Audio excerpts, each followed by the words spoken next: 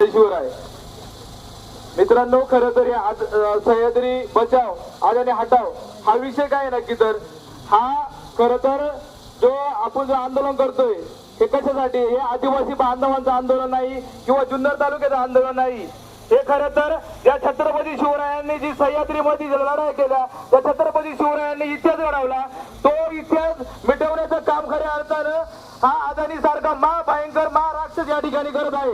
यासाठी हा लढा अखंड हिंदुस्थानचा हा लढा आहे. खरं तर हा केवळ आदिवासी बांधवांचा नाही, यासाठी जे छत्रपती शिवरायांचे मावळे यांनी समोर येऊन यासाठी लढाई केल्या पाहिजे.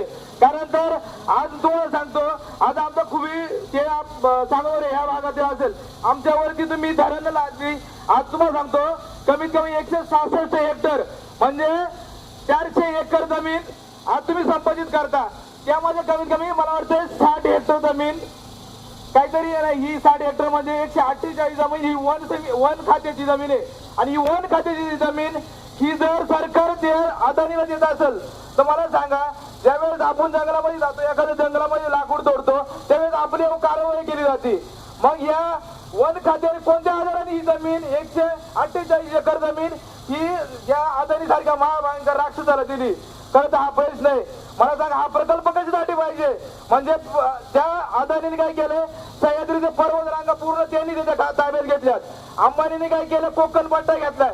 म्हणजे जे छत्रपती शिवरायांचा इतिहास पूर्ण मिटवायचा कार्यक्रम चालू केलेला आहे.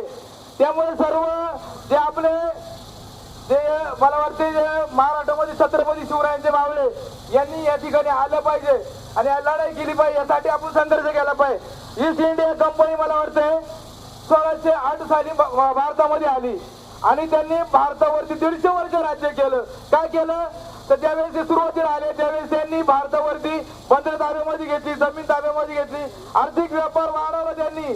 आणि त्यावेळेस त्यांनी काय केलं, पूर्ण भारत देशावर राज्य केलं. हा अदानी सारखा महाभयंकर राक्षस काय करतोय, आज आपले प्रकल्प स्थापन करून जमिनी घेतोय, आर्थिक व्यापार राजकीय याच्यामध्ये राजकीय तो हस्तक्षेप करून उद्या आपल्यावर सुद्धा राज्य करील. आणि मला एकच सांगायचंय, कारण आपण सर्वांनी एकत्र येऊन या लढाईमध्ये सामील झालं पाहिजे. आणि अदानी आणि काय माहितीये का, जुन्नर तालुक्यातील ही पहिली मला वाटतं ग्रामपंचायत आजनावळे ही सतर्क राहिली आणि जागृत राहिली. खरं तर त्यांचं कौतुक आहे. कारण काय, कारण आपण सुरुवात इथून केली.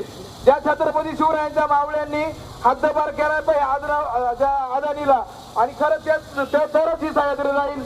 अधिकचं काही न बोलता मी या ठिकाणी थांबतो. सर्वे वगैरे बऱ्याच ठिकाणी झालेले आहेत. वस्तुतः आपण ही गोष्ट समजून घेतली पाहिजे की आपण या गोष्टीला काय विरोध करतोय.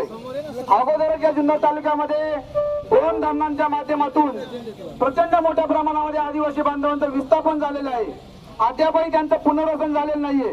कालच आपण पाहिलं, खुबीमध्ये 250 एकर जमीन जवळ पावसाखाली गेलेली आहे धरणाच्या पाण्यामध्ये, आणि 25-30 घरं अक्षरशः पाण्यामध्ये बुडून गेले आहेत वाणी साहेब.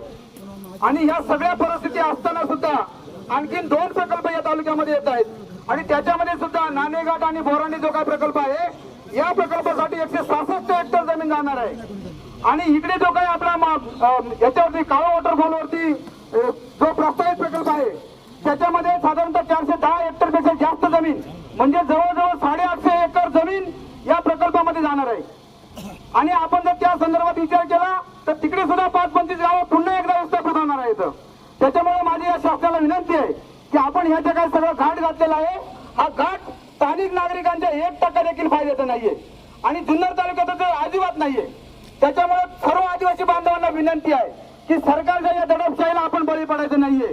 आपण जी संघर्ष करत आहोत, आपण जी ताकद दाखवत आहोत, याच्यामुळे निश्चितच या ठिकाणी सरकारला हादरे बसणार आहेत. आता 21 तारखेला जी सुनावणी ठेवलेली आहे बंधूंनो, खरं तर त्या सुनावणीच्या अनुषंगाने आजचा हा रास्ता रोको आहे. कारण आपल्याकडे पाहिलं जाते आदिवासी हा निरुपद्रवी माणूस आहे, परंतु निश्चितच आम्ही सांगतो की आम्ही कधीही कुणाच्या मुंडकीवरती पाय देण्याचा प्रयत्न केला नाहीये. परंतु जर कोणी आमच्या वाट्याला गेला तर त्याला देखील आम्ही सोडत नाहीये, हे अनेक वेळा आदिवासी बांधवांनी दाखवून दिलेलं आहे. त्याच्यामुळे माझी सर्व समाज बांधवांना विनंती आहे की आज आपण या ठिकाणी मोठ्या प्रमाणामध्ये लढत आहोत.